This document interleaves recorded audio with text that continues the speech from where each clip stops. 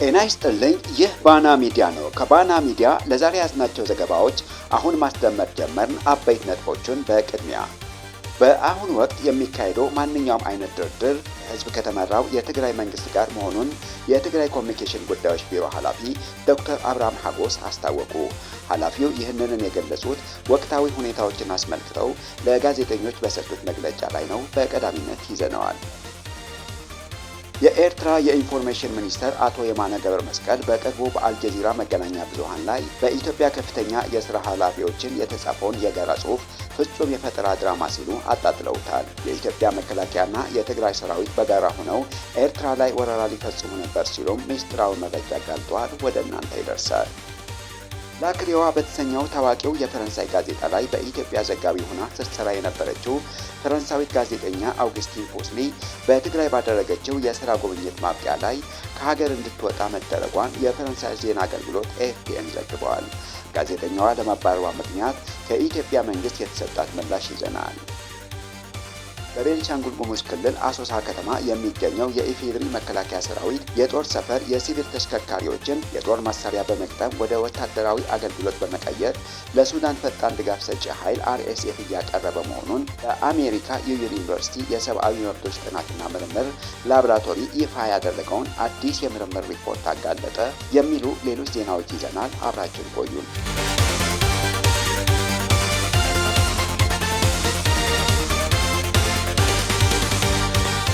በአሁኑ ወቅት የሚካሄደው ማንኛውም አይነት ድርድር በህዝብ ከተመረጠው የትግራይ መንግስት ጋር መሆኑን የትግራይ ኮሚኒኬሽን ጉዳዮች ቢሮ ኃላፊ ዶክተር አብርሃም ሀጎስ አስታወቁ።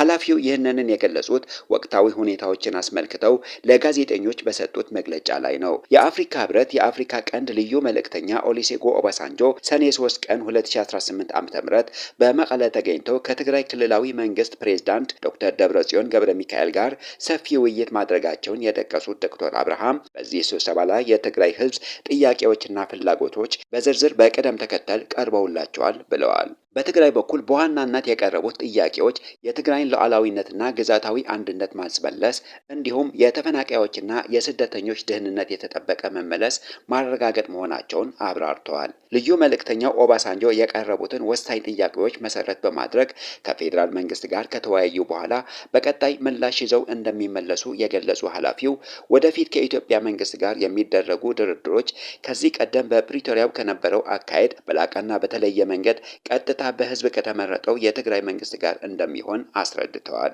በፕሪቶሪያው ከተማ በተደረገው የሰላም ስምምነት ህወሓት ከፌዴራል መንግስት ጋር የነበረ ቢሆንም አሁን ግን እንደ ህወሓት ሳይሆን እንደ ትግራይ መንግስት ነው የምንደራደረው ሲሉም ተደምጠዋል።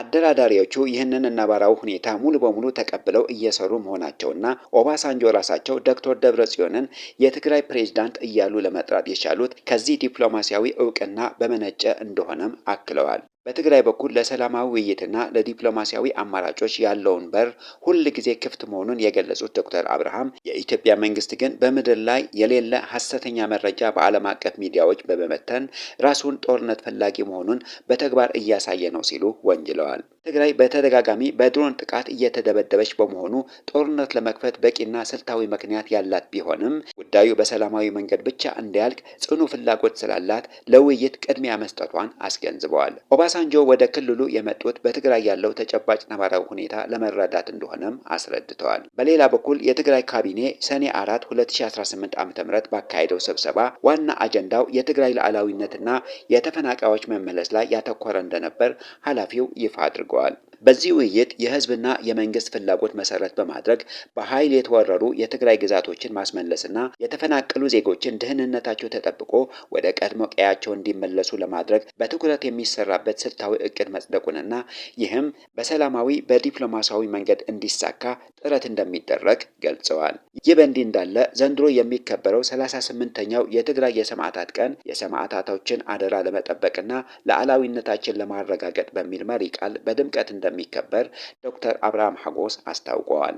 የትግራይ ህዝብም በየመዋዕሉ የገጠሙትን ፈተናዎች ለመመከት ከባድ መስዋዕትነትን መክፈሉ የገለጹት ኃላፊው የሰማዕታት ቀንን ማክበር ሰማዕታትን ከማስታወስ ባለፈ ለሰማዕታት ቤተሰቦች፣ ለአካል ጉዳተኞችና ለቀድሞ አርበኞች ተግባራዊ ድጋፍና እገዛ የሚደረግበት መሆን እንዳለበት አሳስበዋል። ይህንን መደገፍና ተጠቃሚነታቸው ማረጋገጥ ለነገ የማይባል አጣዳፊ ጉዳይ በመሆኑ በየደረጃው ያሉ አካላት ይህንን ከግምት ውስጥ አስገብተው እንዲሰሩ ጥሪ አቅርበዋል። የሰማዕታት ቀን የትግራይ ጥቅሞችን ለማረጋገጥና ያልተጠናቀቀው ብሔራዊ መከተ ለመፈጸም በሚያስችል መንገድ እንደሚከበርም አብራርተዋል።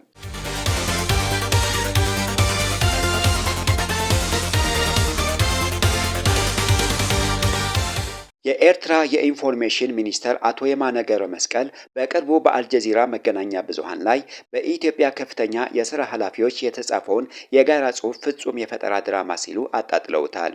የኢትዮጵያ መከላከያና የትግራይ ሰራዊት በጋራ ሆነው ኤርትራ ላይ ወረራ ሊፈጽሙ ነበር ሲሉም ሚስጥራዊ መረጃ አጋልጠዋል። ሚኒስተሩ በአልጀዚራ መገናኛ ብዙሃን ላይ የአብይ አህመድ የምስራቅ አፍሪካ ጉዳዮች አማካሪ በሆኑት በአቶ ጌታቸው ረዳና የብሔራዊ መረጃና ደህንነት አገልግሎት ዋና ዳይሬክተር በሆኑት በአቶ ሬድዋን ሁሴን የተጻፈውን የጋራ ጽሑፍ ፈጠራና ድራማዊ ሲሉ አጣጥለውታል። ሚኒስተሩ በይፋዊ የኤክስ ገጻቸው ባሰፈሩት መግለጫ የኢትዮጵያ ገዢ ፓርቲ ፖተምኪን ፓርቲ ውጫዊ ገጽታው ያማረ ውስጡ ግን ባዶና የውሸት የሆነ ስብስብ ሲሉ የጠሩት ሲሆን የፓርቲው የፕሮፓጋንዳ ቀመር ውሸት፣ ማታለል፣ ቅዠት፣ የሐሰት መረጃ የሚንጸባረቁ የውሸት ትዕይንቶች ድምር ውጤት መሆኑን በጽኑ ተችተዋል። ሚኒስተሩ እንዳመለከቱት ከጥቅምት 2020 እስከ ጥቅምት 2022 እንደ አውሮፓውያን አቆጣጠር በኢትዮጵያ የተካሄደው አስከፊ ጦርነት መነሻ የሀገሪቱ የውስጥ የብሔር ክፍፍል እንጂ የውጭ አካል አይደለም። ኤርትራ ወደዚህ ግጭት የተሳበችው በፌዴራል መንግስቱ ጥያቄና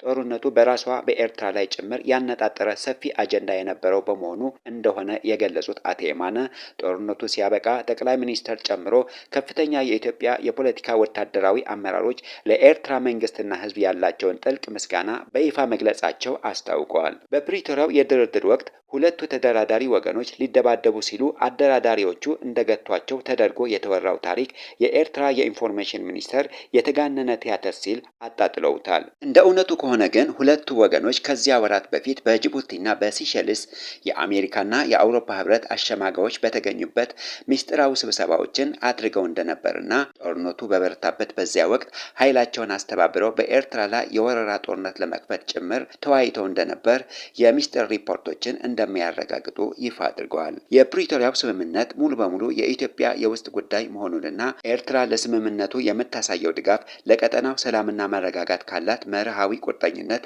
የመነጨ እንጂ ሌላ ፍላጎት ኑሯት እንዳልሆነ አብራርተዋል። አሁን ላይ እየተካሄደ ያለው የኢትዮጵያ መንግስት ፕሮፓጋንዳ ከታህሳስ 2023 ጀምሮ በኤርትራ ላይ የተከፈተው የሉዓላዊ የባህር በር ፍለጋ ጠባጫሪ አጀንዳ በራስን የመከላከል ስም መልሶ የተከፈተ ግልጽ የሐሰት መረጃ ዘመቻ መሆኑን ሚኒስተሩ አጋልጠዋል። አቶ የማነ ገብረ መስቀል እንዳመለከቱት አሁን በአፍሪካ ቀንድ ለተፈጠረው አላስፈላጊ ውጥረት ተጠያቂው የኢትዮጵያ ገዢ ፓርቲ ራሱ ነው። ፓርቲው ከሶማሊላንድ ጋር የተፈረመው ህገወጥ የመግባቢያ ሰነድ፣ ለሱዳኑ ፈጣን ድጋፍ ኃይል RSF የሚደረገው የሎጂስቲክና ወታደራዊ ድጋፍ እንዲሁም የኤርትራን የባህር በር ጠረፍ አሰብን በድርድር ካልሆነም በኃይል ለመውሰድ የሚያደርገውን የጦርነት ትንኮሳ ውጥረቱን እያባባሰው ይገኛል። ሚኒስተሩ በመልእክታቸው የኢትዮጵያ መንግስት ድርጊት በትግርኛ ምሳሌያዊ አነጋገር ጂኦግራፊሲያ ሀሪማ ተእዊ ጅራፍ ራሱን መጥቶ ራሱ ላይ ይጮሃል በማለት የገለጹት ሲሆን የኢትዮጵያ መንግስት ራሱ በግልጽ እየተነኮሰና ቀጠናውን ወደ ቀውስ እየመራ ራሱ ተበዳይ መስሎ ለመቅረብ የሚያደርገው ጥረት በጠንካራ ቃላት ኮንነዋል።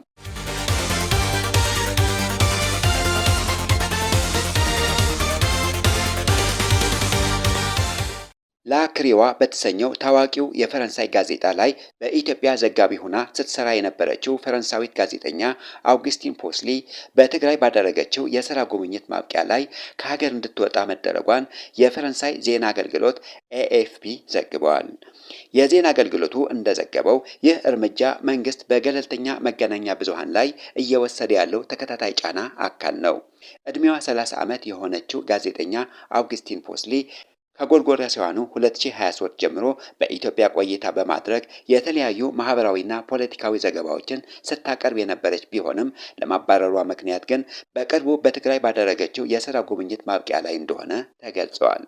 ጋዜጠኛ ኦገስቲን ፖስሊ ለፈረንሳዩ የዜና ወኪል እንደገለጸችው በዚህ ወር መጀመሪያ ላይ ወቅታዊ ሁኔታ ለመዘገብ ወደ ትግራይ ክልል ተጉዛ የነበረ ቢሆንም በትግራይ ቆይታዋ ወቅት ከኢትዮጵያ ሚዲያ ባለስልጣናት በስልክ በተደረገላት ጥሪ በአስቸኳይ ወደ አዲስ አበባ እንድትመለስ ታዛለች። አዲስ አበባ እንደደረሰችም ባለስልጣናቱ የፖለቲካና የደህንነት አለመረጋጋት ባለበት ቀጠና ውስጥ ተገኝተሽ ዘግበሻል የሚል ትችት ሰንዝረውባታል። ይሁን እንጂ ሕጋዊ ፈቃድ ያላቸው ጋዜጠኞች ልዩ እገዳ ካልተጣለባቸው በስተቀር ማንኛውም የሀገሪቱ ክፍል ተንቀሳቅሰው የመዘገብ ነፃነት ያላቸው ሲሆን በአሁኑ ወቅት በትግራይ ክልል ላይ የተጣለ ምንም አይነት ይፋዊ የጋዜጠኝነት እንቅስቃሴ እገዳ አልነበረም። የተወካያቸው መባረር ተከትሎ የላክረዋ ጋዜጣ የውጭ ጉዳይ አዘጋጅ ለፈረንሳይ ዜና አገልግሎት በሰጠው ምላሽ የተወሰደው እርምጃ ሙሉ በሙሉ ለመረዳት የማይቻልና በፕሬስ ነፃነት ላይ የተሰነዘረ ግልጽ ጥቃት ነው ሲል በጽኑ ኮንኖታል። ይህ የፈረንሳዊቷ ጋዜጠኛ መባረር በሀገሪቱ የመገናኛ ብዙሃን ነፃነት ዙሪያ በሀገር ውስጥና በዓለም አቀፍ ደረጃ ሲነሱ የነበሩ ስጋቶችን ዳግም ያቀጣጠለ ሲሆን ባለፉት ጥቂት ዓመታት መሰል እርምጃ የተወሰደባቸው ታዋቂ ዓለም አቀፍ ጋዜጠኞች እንደነበሩም አይዘነጋም። ከዚህ ቀደም እንደ አውሮፓውያን አቆጣጠር በ2022 በታዋቂው ዘ ኢኮኖሚስት መጽሔት ስር በኢትዮጵያ ለረጅም ዓመታት በቀዳሚነት ሲሰራ የነበረው እንግሊዛዊ ጋዜጠኛ ቶም ጋርድነር የጋዜጠኝነት እውቅና ፈቃዱን በኢትዮጵያ ኮሚኒኬሽን ባለስልጣናት ከተሰረዘ በኋላ በተመሳሳይ መልኩ ከሀገር እንዲወጣ መደረጉን ይታወሳል። ከቶም ጋርድነር መባረር አንድ ዓመት አስቀድሞ በ2021 ለታዋቂ ኒውዮርክ ታይምስ ጋዜጣ በትግራይ ክልል የነበረውን ጦርነትና ሰብአዊ ቀውስ ይዘግብ የነበረው ሲሞን ማርከስ ያቀረባቸው ዘገባዎች ሚዛናዊ ያልሆኑና የተጋነኑ ናቸው በሚል ከባለስልጣናት ቅሬታ ከተነሱበት በኋላ የሥራ ፈቃዱን ተሰርዞ በድንገት ከሀገር ተባረዋል። ከተባረሩት ጋዜጠኞች በተጨማሪ እንደ ሮይተርስና ኤኤፍፒ ላሉ ዓለም አቀፍ የዜና ተቋማት የሚሰሩ በርካታ የሀገር ውስጥና የውጭ ጋዜጠኞች የተሰጣቸው የሥራ ፈቃድ በተለያዩ ጊዜያት እንዲታገድ ወይም እንዳይታደስ መደረጉ የቅርብ ጊዜ ትውስታ ነው። የአብይ አህመድ አገዛዝ ዓለም አቀፍ ጋዜጠኞች የሚያባርራቸው አዲስ ጦርነት ለመክፈት ሲያስብና የውስጥ ገመናውን እንዳይጋለጥበት እንደሆነ በተደጋጋሚ ሲገለጽ መቆየቱም አይዘነጋም።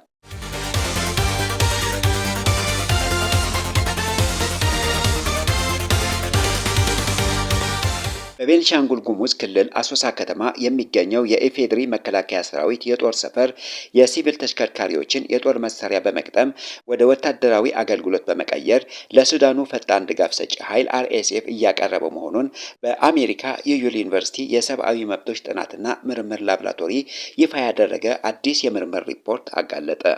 በዚህ ወታደራዊ ካምፕ ውስጥ ከፍተኛ ቁጥር ያላቸው የኮንቴይነር ጭነቶችና የትራንስፖርት መሳሪያዎች ሲንቀሳቀሱ በሳተላይት ምስል በግልጽ መታየታቸው ሪፖርቱ ያመለክታል።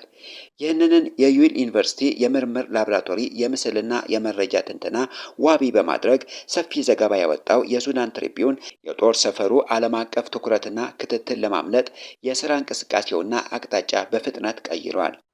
ላቦራቶሪ ባለፈው ሚያዝያ ወር መጀመሪያ ላይ በዚሁ የጦር ሰፈር ላይ የመጀመሪያ ሪፖርቱን ማውጣቱን ተከትሎ ቀደም ሲል ለእይታ ክፍት በነበረው ሜዳ ላይ ይካሄድ የነበረው እንቅስቃሴ በአስቸኳይ ቆሞ ከነበረው ቦታ ወደ ሰሜን ምስራቅ አቅጣጫ በትልቅ ጣራ በተሸፈነ መጋዘን ውስጥና ዙሪያ እንዲከማች ተደርጓል ብለዋል። ይህ እርምጃ የሳተላይት ቅኝትን ለማደናገር የተወሰደ ስልታዊ መደበቂያ መሆኑን የዘገበው የሱዳን ትሪቢዩን እስከ ግንቦት 13 ቀን ድረስ በተሸፈነው መጋዘን አካባቢው ያለው እንቅስቃሴ ከፍተኛ ደረጃ ላይ ደርሶ እንደነበር ገልጸዋል። በወቅቱም ተመራማሪዎች በአሶሳ የጦር ሰፈር ውስጥ በአጠቃላይ 36 የጭነት ኮንቴይነሮችና 82 ቀላል የጦር መሳሪያ የተገጠመላቸው የሲቪል ተሽከርካሪዎች መታየታቸውና ከነዚህ ውስጥም ከ70 በላይ የሚሆኑት በቀጥታ በአዲሱ መጋዘን ዙሪያ ተጠጋግተው መገኘታቸው አክሎም አስታውቋል። የዩል የሰብአዊ መብቶች ጥናትና ምርምር ላቦራቶሪ በዚሁ የክትትል ወቅት በኢትዮጵያ ውስጥ የሚገኙ ከ10 በላይ የሚሆኑ ሌሎች የመከላከያ ሰራዊት ይዞታዎችና ተቋማትን በስፋት የመረመረ ቢሆንም በሌሎች የጦር ሰፈሮች ውስጥ ምንም አይነት የሲቪል ተሽከርካሪዎችን የማጓጓዝ የጦር መሳሪያ የመቅጠም ወይም ለድንበር ተሻጋሪ ውጊያ የማደል እንቅስቃሴ አለመኖሩን አረጋግጧል። ይህ ማረጋገጫ የአሶሳው ወታደራዊ ማዕከል ለሱዳን ፈጣን ድጋፍ ሰጪ ኃይል RSF ትጥቅ ለማቅረብና ለማደራጀት ብቻ ተለይቶ የተመደበ ብቸኛ ልዩ ስልታዊ ማዕከል መሆኑን አጋልጧል።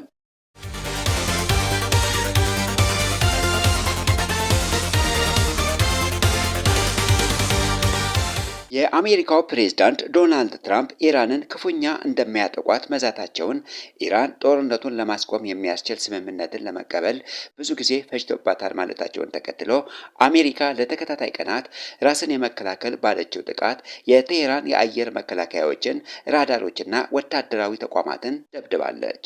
ኢራን በበኩሏ የአሜሪካ ጦር ሄሊኮፕተር መጥቶ መጣሏንና ለአሜሪካ ጥቃቶች ምላሽ የሚሆኑ ከባድ የአጸፋ እርምጃ መውሰዷን አስታውቃለች። የኢራን እስላማዊ አብዮታዊ ዘብ የአሜሪካ ባህር ኃይል ሰፈር በሚገኝበት ባህሬን እንዲሁም በኩዌትና በዮርዳኖስ በሚገኙ የአሜሪካ ጦር ሰፈሮች ላይ የድሮንና ሚሳኤል ጥቃቶችን ሰንዝረዋል። በባህሬን በደረሰው የድሮን ጥቃት ቤቶችና መኪኖች የወደሙ ሲሆን አንዲት የ11 ዓመት ታዳጊ ቆስላለች። በሌላ በኩል ዮርዳኖስ ከኢራን የተተኮሱ 20 ሚሳኤሎችን መቷ መጣሏን ስትገልጽ፣ ኩዌት በተመሳሳይ የተወነጨፉ መሳሪያዎችን አየር ላይ ማክሸፏን አስታውቃለች።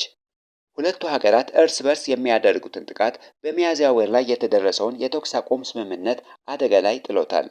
የኢራን ወታደራዊ ማዘዣ የዓለም 20 በመቶ የነዳጅ ጋዝ ፍጆታ የሚተላለፍበት የሆርሙዝ ወሽመጥ ለንግድ ሆነ ለነዳጅ ጫን መርከቦች ሙሉ በሙሉ ዝግ መሆኑንና ለማለፍ በሚሞክሩ ላይ እርምጃ እንደሚወስድ አስታውቋል።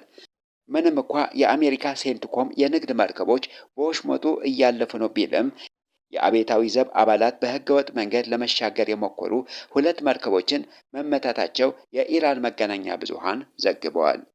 ይህ የባህር መስመር መዘጋት ዜና እንደተሰማ በኤስያ ገበያ የብሬንት ድፍድፍ ነዳጅ ዘይት ዋጋ በአንድ ጀንበር የ2 በመቶ ፈጣን ጭማሪ በማሳየት በበርሜል $95 መሸጥ ጀምሯል። የተባበሩት መንግስታት ድርጅት ዋና ጸሐፊ አንቶኒዮ ጉተሬዝ መካከለኛው ምስራቅ ወደማይወጣው ቀውስ ውስጥ እየገባ ነው ሲሉም አስጠንቅቀዋል። ዋና ጸሐፊው በሰጡት መግለጫ የተኩስ መጠኑን መቀነስ ወደ ሙሉ ጦርነት እንዲሻገር ማድረግ እንደሌለበት አሳስበው ሁሉም ወገኖች ተጨማሪ ጥቃትና ሰበቦችን አቁመው በአስቸኳይ ወደ ዲፕሎማሲያዊ መፍትሄ መምጣት እንዳለባቸው ጥሪ አቅርበዋል። የተከበራችሁ የባና ሚዲያ ተከታታዮች ለዛሬ ያዝናቸው ዜናዎች እነዚህን ይመስሉ ነበር። ስለተከታተላችሁን ከልብ እናመሰግናለን። መረጃዎቻችን ለሌሎችም እንዲደርሱ ቪዲዮውን ላይክ እና ሼር ማድረጋችሁ እንዳትረሱ። ለቻናላችን አዲስ የሆናችሁ ደግሞ ሰብስክራይብ በማድረግ የቤተሰባችን አካል ይሁኑ።